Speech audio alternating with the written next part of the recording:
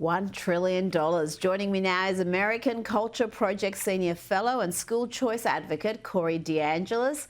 Corey, it has been an extraordinary 100 days. The President has set a furious pace. It's been called a counter-revolution, and one of the early signs of this was the boost in recruitment numbers. Institutions that were struggling to find recruits, the military, the FBI, the police force, they're now flooded with applications. Why do you think that is?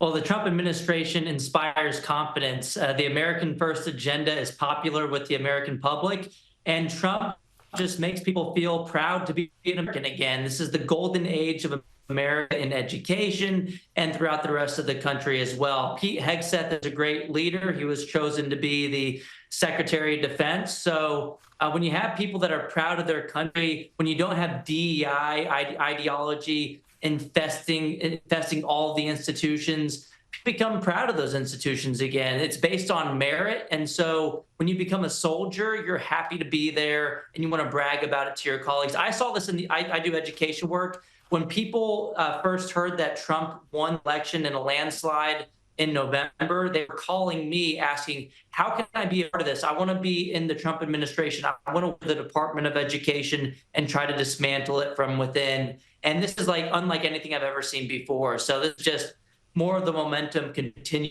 throughout that 100 days.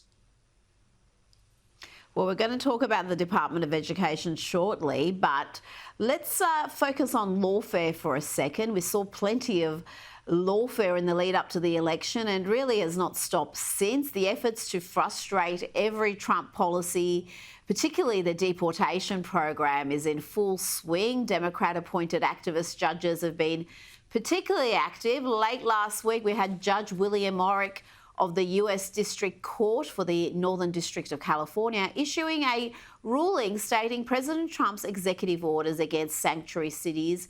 He said they were unconstitutional. He blocked the Trump administration from cutting funding to sanctuary cities. Now, Fox News reports this particular judge, this Obama-appointed judge, has deep financial ties to the Democratic Party. He has spoken at events in support of Kamala Harris and Barack Obama, and he's even held leadership roles on committees to help elect Obama and John Kerry. Before I get your response, let's have a look at how bad the situation is in California. Just how many accused criminal migrants are in sanctuary jurisdictions that have been released onto the streets. All these are sanctuary cities. Virginia, but at the very top, and I think this tells a telling stories, detainers rejected locally 13,000 for the entire state of California. Corey, it seems mad, but Californians keep voting for this lawlessness. Yeah, and in some cases, it's even worse than that, where you have this judicial activism at its worst from Judge Orrick, giving over $100,000 to Democrat politicians like Obama, Hillary Clinton. And we'd hope that judges would be non-biased, non-partisan. But the reality is sometimes they are less accountable than elected officials because they're appointed. And if they go against the will of the people, you can't kick them out of office. So it's a huge problem. We see this with school choice programs, too. We had an activist judge in West Virginia to stop a school choice program a couple of years ago. She was funded by the teachers' unions, previously endorsed by the teachers' unions. And now, in some cases, you have to ask yourself, how bad does it have to get before things change? California's hit rock bottom. And at some point, the voters have to figure these things out and see that the GOP, Trump's party, is leading the way towards prosperity and freedom. And so hopefully the more of this judicial activism, the more that California keeps electing these politicians who are authoritarians who want to control your lives, at some point they're going to reverse course and maybe they'll start backpedaling, or at some point Republicans will start to win more seats. Now, let's look at the US Department of Education. Their Office for Civil Rights has launched an investigation into Chicago public schools for an academic achievement initiative called Black Student Success Plan. that discriminates on the basis of race. Well, it's kind of in the name, isn't it, Corey? Tell me what's the latest on this.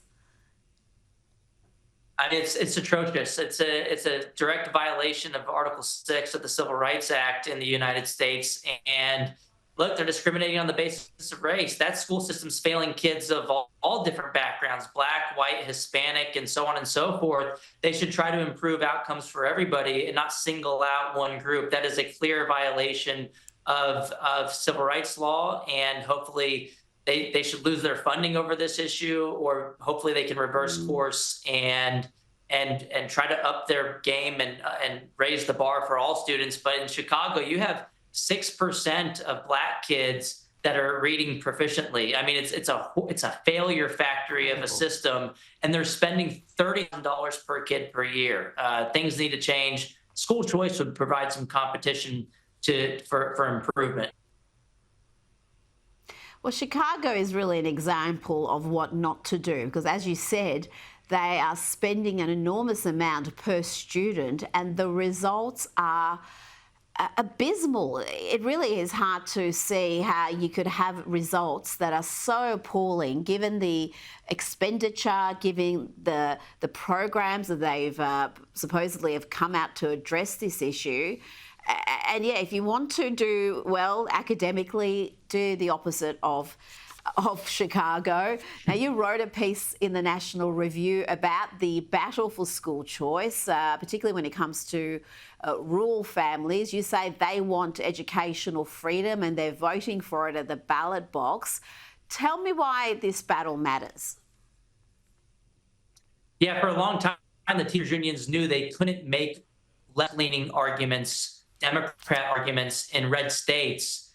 They had to come up with some so-called conservative arguments to stop school choice. And one of them, including my home state of Texas, was that rural voters don't want this. We don't have a lot of private schools in rural areas. The public school is the only option. And therefore, it's okay for you to vote with the Democrats. But the oldest voucher programs in the United States started over 150 years ago in places like Maine and Vermont, where they were specifically designed for kids in rural areas. They figured out if you don't have a lot of choices, a lot of opportunities, that's an argument to expand freedom in education, not to restrict it. So they gave scholarships to kids to go to private schools that they wanted.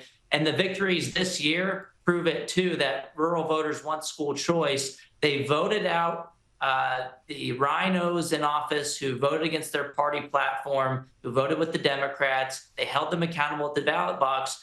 And now you have states like Texas who went all in on school choice, Tennessee, Wyoming, and so on and so forth. Rural areas are passing school choice left and right in the United States, which really just debunks the claim that rural voters don't want this. They absolutely do.